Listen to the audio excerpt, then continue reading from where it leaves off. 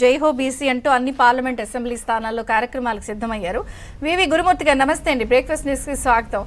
అసలు ఎవరిది నమ్మాలి? మీరేమో ముఖ్యమంత్రి గారు బీసీల ద్రోహి, అసలు పాలనలో ఊరికే వాళ్ళు ఉత్సవ విగ్రహాలు అని అంటారు. వాళ్ళేమో అసలు మేం చేసినంత సామాజిక న్యాయం ఎవరు చేయలేదు, మాది స్వర్ణయుగం అని వాళ్ళు అంటారు. ఎవరిది నమ్మాలి అసలు?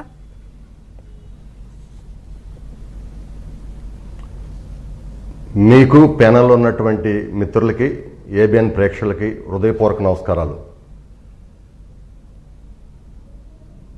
ఎవరిని నమ్మాలంటే నిజాలు నమ్మాలి, అబద్ధాలు నమ్మాల్సినటువంటి అవసరం లేదమ్మా.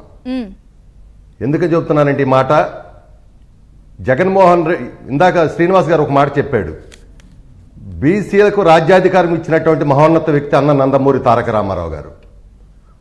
ఆయన వచ్చిన తర్వాతే బీసీలకు 20% స్థానిక సంస్థల్లో రిజర్వేషన్ ఇవ్వటం వల్ల ఒక ఎంపీపీగా, ఎంపీటీసీగా, జడ్పీటీసీగా రాజ్యాధికారంలోకి వచ్చినటువంటి పరిస్థితులు.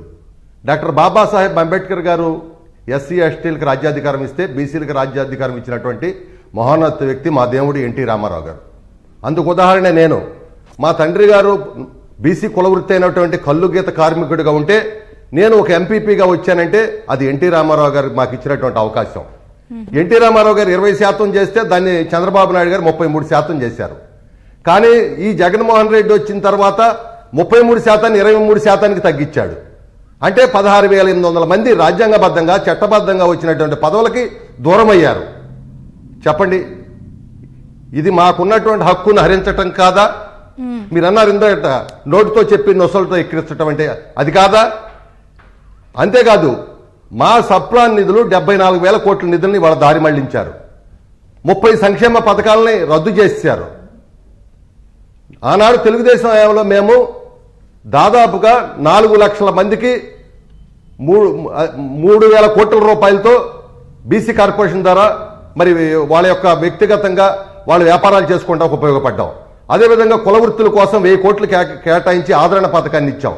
ఇవాళ మేము చెబుతున్నాం, చంద్రబాబు నాయుడు గారు విదేశీ విద్య పెడితే ఇదే జగన్మోహన్ రెడ్డి గారు రద్దు చేశాడు. బెస్ట్ అవైలబుల్ స్కూల్స్ రద్దు చేశారు. ఫీజు రియంబర్స్మెంట్ ఆ రోజున 16 లక్షల మందికి ఇస్తే వాళ్ళు 10 లక్షల మందికి ఇస్తున్నారు.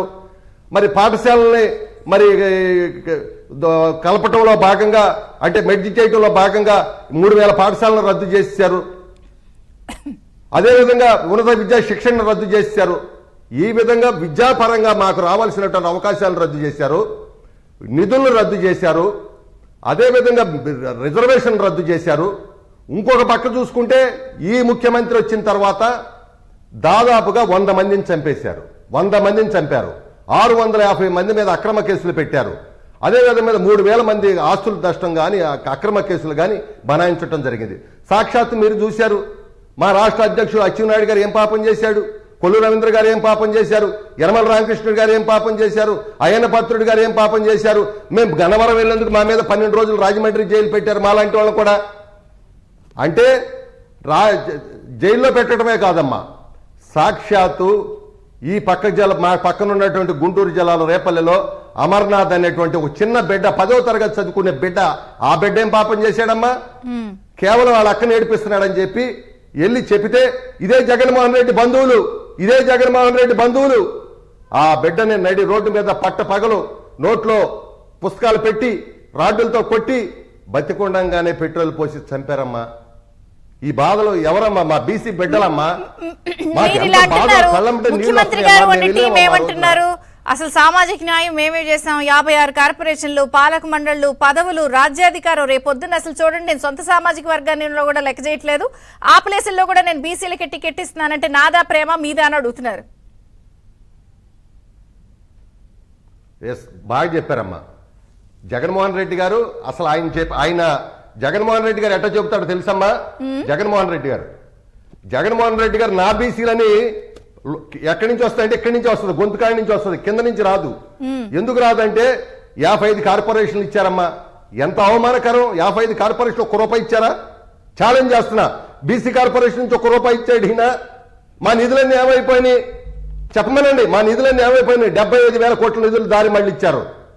అంతేకాదు, ఇవాళ మా మీద ఎన్ని రకాల పన్నులు వేస్తా ఉన్నారు. డైరెక్ట్ గా ఇవాళ 8 సార్లు కరెంటు బిల్లు పెంచారు, 4 సార్లు ఆర్టీసీ నిత్యావసర ధరలు పెంచారు. అంతేకాదు ఇవాళ మధ్యంలో 30 లక్షల మంది అనారోగ్యం పాలైతే అందుట్లో 15 లక్షల పైచీలకు మా బీసీలే, 30,000 మంది చనిపోతే 15,000 మంది మా బీసీలే. అంతేకాదు ఇవాళ ఆయన తెచ్చి అప్పు కూడా మా మీద వేశాడు. ఏంటి మమ్మల్ని ఉద్ధరించింది? ఏం ఉద్ధరించాడు?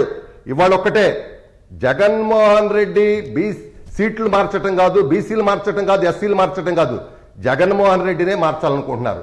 ఎందుకు అనుకుంటున్నారంటే ఈ జగన్మోహన్ రెడ్డి అనేటువంటి ముఖ్యమంత్రికి ప్రజాస్వామ్యం పట్ల కానీ రాజ్యాంగం పట్ల కానీ నమ్మకం లేనటువంటి వ్యక్తి. ఈయన ఎందుకు ముఖ్యమంత్రి అయ్యాడంటే ఈయనకి అధికారం దేనికోసం అంటే వ్యాపారం చేసుకుంటాం కోసం.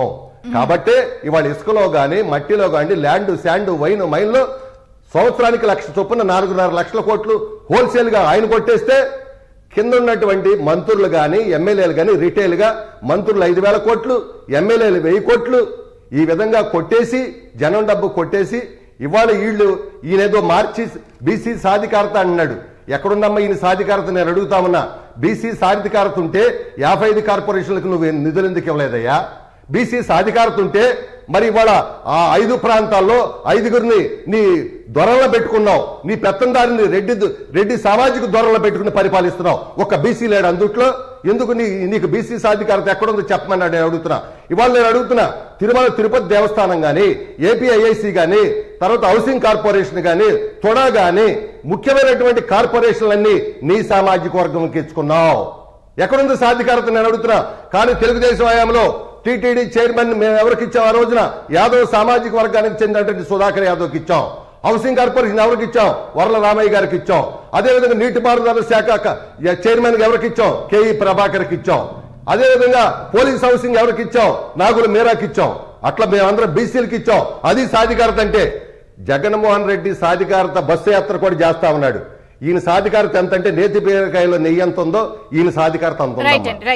కాబట్టి ఇవాళ మా నిధులు కొట్టేసి, అదేవిధంగా మమ్మల్ని హత్యలు చేయించి, అదేవిధంగా మా పదవులన్నీ కూడా తన సామాజిక వర్గానికి ఇచ్చి ఇవాళ నేను అడుగుతున్నా, మరి సలహాదారుల్లో నువ్వు మరి మా బీసీకి సంబంధించి 55 కార్పొరేషన్లు కనీసం వాళ్ళకి జీతాలు కూడా ఇవ్వలేకపోయావు కదా. నీ సలహాదారులకు 5 లక్షల రూపాయలు చొప్పున ఎవడబాబు సొమ్మని ఇస్తున్నావు? ఎవడబ్బ సొమ్మని ఇస్తున్నావు? 50% మేము ఇవాళ పన్నులు కడుతున్నాం, మాకు వాటా ఉంది. ఇవాళ నువ్వు ఎందుకని మాకు మళ్ళీ పెట్టుకోలేదు సలహాదారులుగా? ఇవాళ కేవలం పనికి వచ్చేటువంటి అంటే వాళ్ళకి అవసరమైనట్టు. ఇవాళ ఒక్కొక్క ముఖ్యమైన విషయం కూడా, ఈ రాష్ట్రంలో ఒక్క మంత్రి అయినా సరే ఎవరైనా సరే బయటకు వచ్చి పరిపాలన చేసినటువంటి పరిస్థితి ఎక్కడుందో చెప్పమని నేను అడుగుతున్నా. ఇవాళ ఏది మాట్లాడాలా సజ్జల రామకృష్ణారెడ్డి గారే మాట్లాడతాడు. ఎక్కడైనా సరే ఒక బీసీ మంత్రి దమ్ము ధైర్యంగా మాట్లాడినటువంటి పరిస్థితులు ఉన్నాయా? ఇవాళ లోకేష్ బాబు గారి సీటు బీసీకి ఇస్తానంటున్నాడు. 2 పర్యాయాలు